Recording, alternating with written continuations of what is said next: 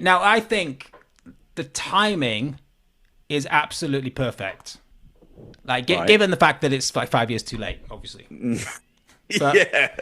if it's going to be five years too late, which it is going to be at this point, this week, what's happened in Parliament, I think it's a really, really perfect moment because coming off the back of that Palestine Action vote, which was so divisive, Mm, and mm, the people that voted against it gives you a real core support. Now, I don't know who's going to move. Who of those people that voted will join this new party? But that's in terms of MPs, that's your base. With a new left wing party, how does it tackle the idea of mass immigration and sort of mm, identitarian politics on the right? mm. Would be one of the big issues. The other one would be what the fuck is it actually going to do economically? What is the plan that's actually any different to what Rachel Reeves is crying about these days? Someone that was very vocal in the discussion about Palestine Action was Clive Lewis. Someone Mm, like that would be that's the sort of mm. I'm not no what's the phrase? Not casting shade at Clive Lewis, but he's kind of like a barometer of Mm, mm, you know mm, what I mean. He's not. I'm not saying he doesn't have convictions. I mean, I'm not actually a massive fan of his. I just don't feel like mm. shitting on everybody all the time, Matt. I don't want to do that. But So, he, but yeah, anyway, if he joined, that would certainly show that because I think he's someone that wouldn't want to throw his career away on something, mm, mm, mm, even if he thought it was the right thing. I don't know, maybe he would. I don't know what mm, I'm talking mm, about. But let's keep it hypothetical. Let's keep it classy and let's keep it hypothetical and abstract. If mm. someone like Clive Lewis were to join the party, that would be a sign that there was people within Labour more deeply saw this as a legitimate vehicle, Mm. as a party that is likely to last or do well in an election. Does that make sense? Certainly, if there are 20 odd sympathetic MPs, you would have thought it would just, I don't know when there's even been a precedent for it, but how many MPs would have to leave before the Starmer government would fall, or at Well, he's least got a start? huge majority despite not getting many Yeah, he's got a votes. huge majority, but it'd just be unprecedented to Yeah. have, a dozen MPs or something like that leave the party. The Conservative opposition would just be all over that, and it would show such division. I just think it would be very difficult politically to and image-wise to get over that. So it might be that even though I do think it's been 5 years too late before for Corbyn to set up a party, 6 years, um, it might actually be quite significant in terms of the fortunes of the mainstream Labour Party. Um, Again, it seems like a very kind of chaotic situation, and I guess there'll be a lot of backroom deals and stuff that will prevent them from doing that. But Doing what? even just from leaving to the new Yeah. Corbyn party, but even if it was just 5 or 10, um, Well, I don't it's know. one of those things, isn't it, where it's sort of self-fulfilling. Like there is a kind of there's a tipping point, right? Where Yeah, yeah. as an MP, your main concern is keeping your seat as an MP, Mm, regardless of mm, what party it is.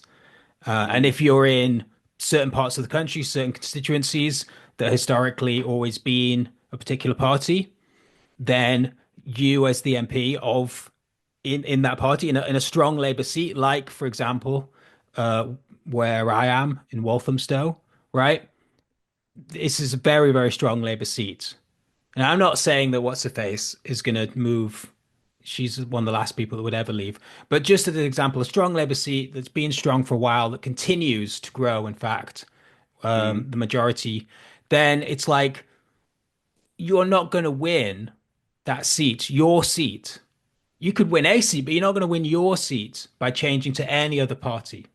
mm, But then things are changing really rapidly, and the polls are really crazy at the moment because people are all over the place. So you see someone like Lee Anderson, who was mm, voted in as a Labour councillor, then became did he become a Labour MP? I think so. He became a Tory MP, and then he mm. became a Reform. Reform MP. Mm, So over the course of one parliamentary term, basically, He went from mm, Labour to Reform via the yeah, Conservatives, keeping his seat the whole time, and then keeping a seat in elections that were fought. mm, mm, So the seat was changing. The demographics or whatever of the voters were shifting in that area, and so the Reform candidate was going to win.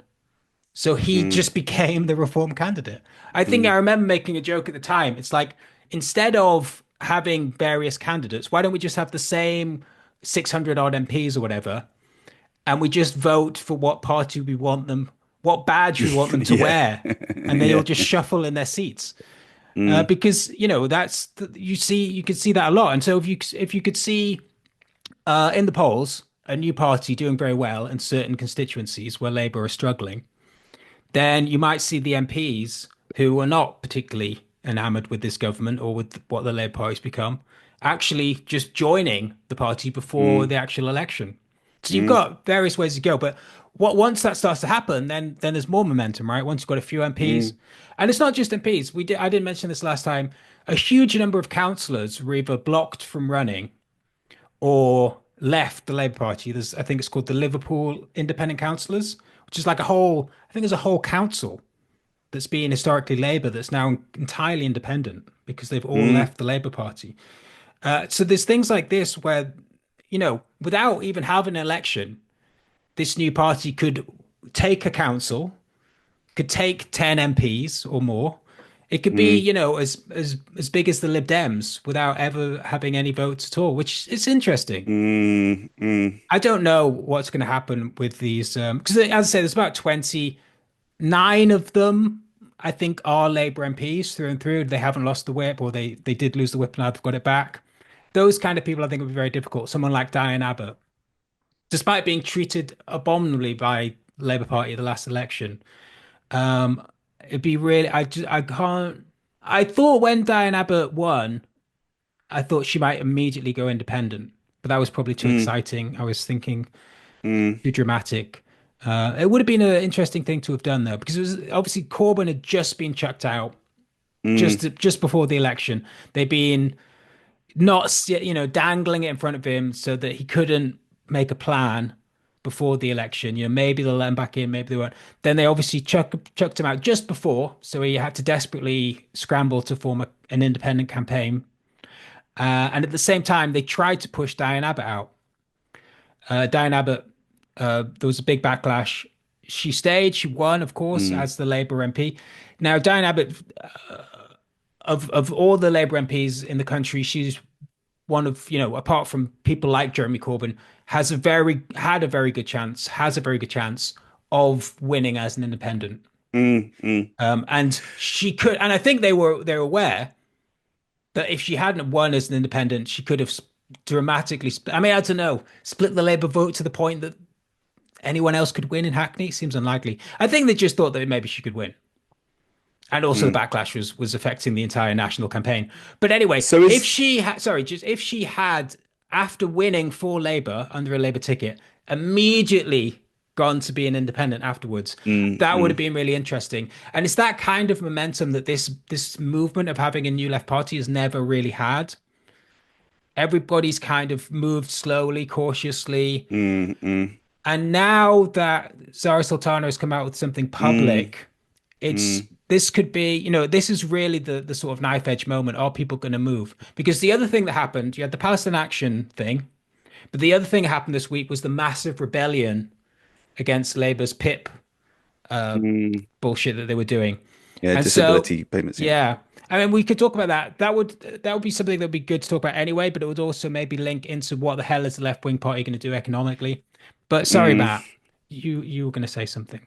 Uh, well, I was just going to say, I was going to ask you why you thought that Diane Abbott hadn't become independent, given that she's so closely aligned to Corbyn and that lot. And is that perhaps because she's been given so much just a lot of psychological abuse over the years, is she just more comfortable to be in like a central, a mainstream party? And would it just too horrible for her to have to fight another front?